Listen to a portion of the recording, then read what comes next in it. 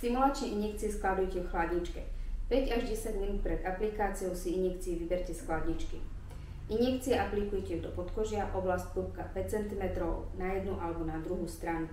Pred aplikáciou injekcií si dôkladne umýte ruky.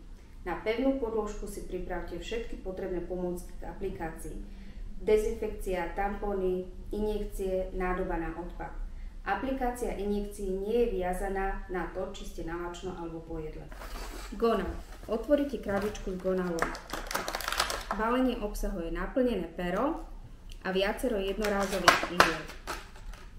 Dáte dole krytku z pera, dáte dole papierovú krytku z ihly a ihlu našrobujete na pero. Piestom si nastavíte dávku, ktorú máte určenú v stimulačnom protokole. Piest je pohyblivý otočný, ak by ste sa pomýlili, môžete vrátiť túto dávku späť. V okienku si skontrolujete, či máte nastavenú dávku presne.